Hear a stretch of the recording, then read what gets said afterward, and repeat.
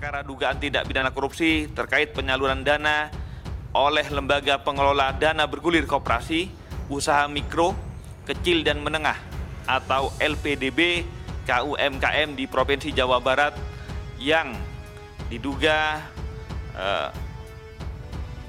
merugikan negara senilai 116,8 miliar. Satu persatu kader partainya masuk penjara karena korupsi.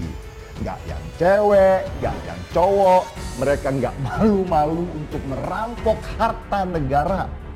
Proyek-proyek dianggarkan triliunan rupiah, di mana mereka ingin merampok uang ratusan miliar rupiah. Dan pada akhirnya proyek-proyek itu ditinggalkan, mangkrak dengan berbagai masalah.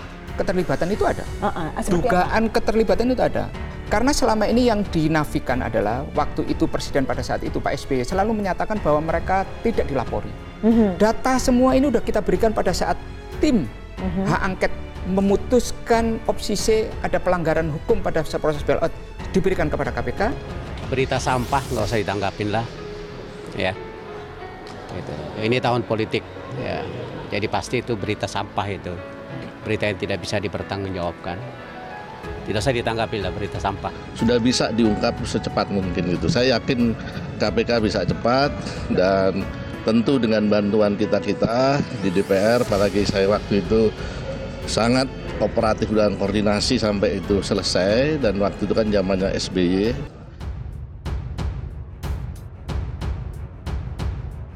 Video KPK bongkar kasus korupsi 116,8 miliar di era SBY.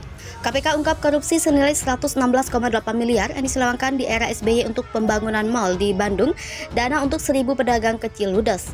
Wakil Ketua KPK Nurul Gufron mengatakan bahwa pihaknya telah meringkus 4 tersangka yang terlibat dalam kasus korupsi Lembaga Pengelola Dana Bergulir Koperasi, Usaha Mikro Kecil dan Menengah di tahun 2012 sampai 2013, kata Nurul Gufron.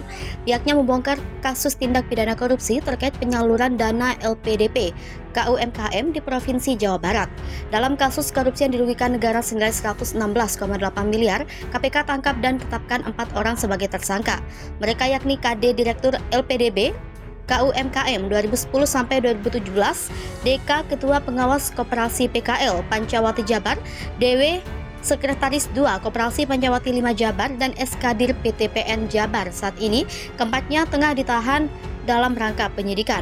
Modus dari korupsi tersebut ialah menyelewengkan dana untuk pedagang kecil dalam rangka pembangunan mal, di mana di tahun 2012 Direktur PTPN Jabar inisial SK menemui Direktur LPDP KUMKM inisial KD untuk menawarkan pembangunan mal Bandung Timur Plaza yang belum selesai 100%.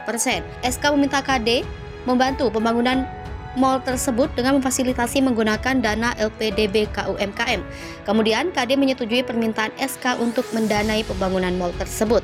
Lalu KD meminta SK agar menemui DK sebagai Ketua Pengawas Koperasi PKL Pancawati Jabar.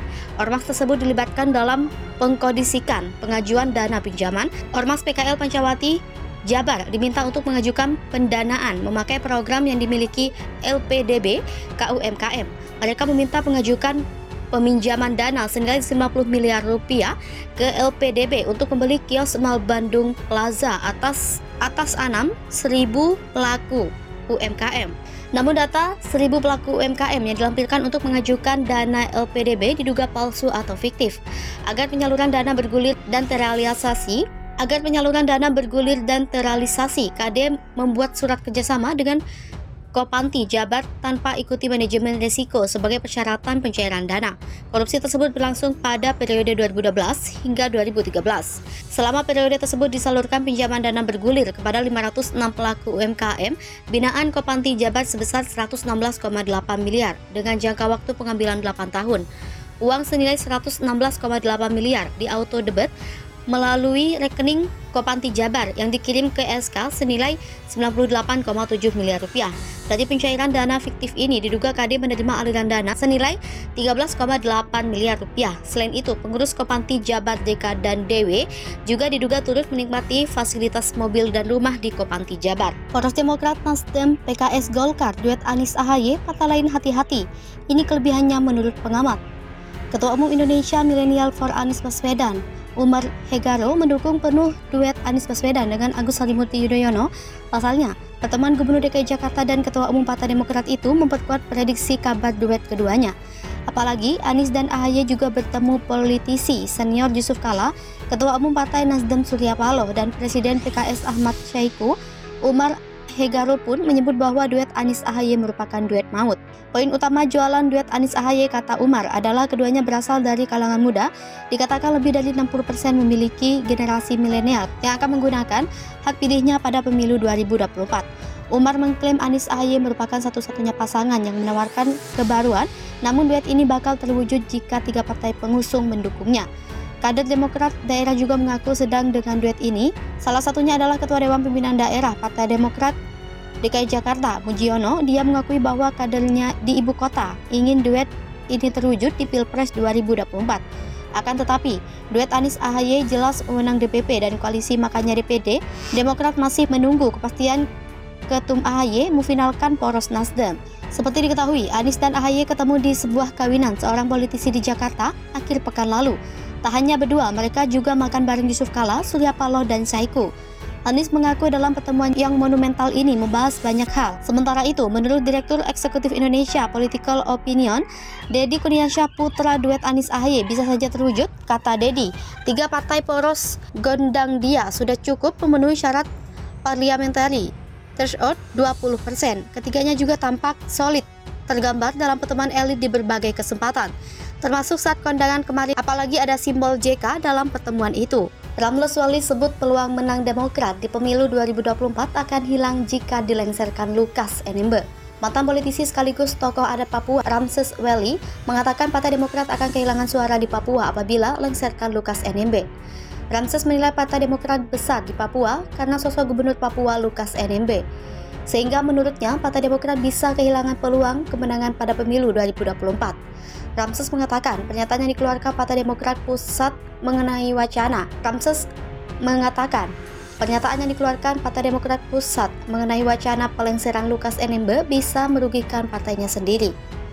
Sebelumnya, Wakil Ketua Umum Partai Demokrat Benny Kaharman mengatakan Lukas NMB dimungkinkan akan dicopot dari jabatannya sebagai kader Demokrat.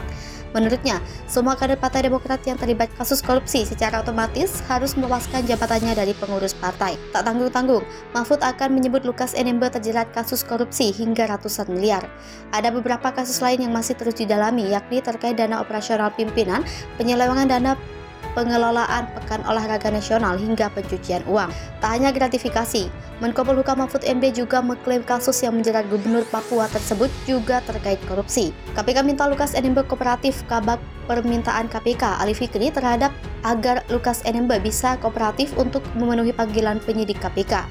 Kepala Adat Kampung Babrongko, Jayapura, Ramses Wali, meminta Komisi Pemberantasan Korupsi mencabut status tersangka pada Gubernur Papua Lukas NMB. Ramses Wali menilai Partai Demokrat akan kehilangan suara di pemilu 2024 jika lengserkan Lukas NMB. Agar nantinya Lukas NMB bisa menyampaikan apa yang diketahuinya terkait kasus dugaan korupsi, suap, dan gratifikasi Papua ini. Seperti diketahui, KPK telah kedua kalinya memanggil Lukas NMB. KPK menyatakan akan melayangkan surat panggilan Lukas ke Papua pada hari ini, Kamis 22 September 2022.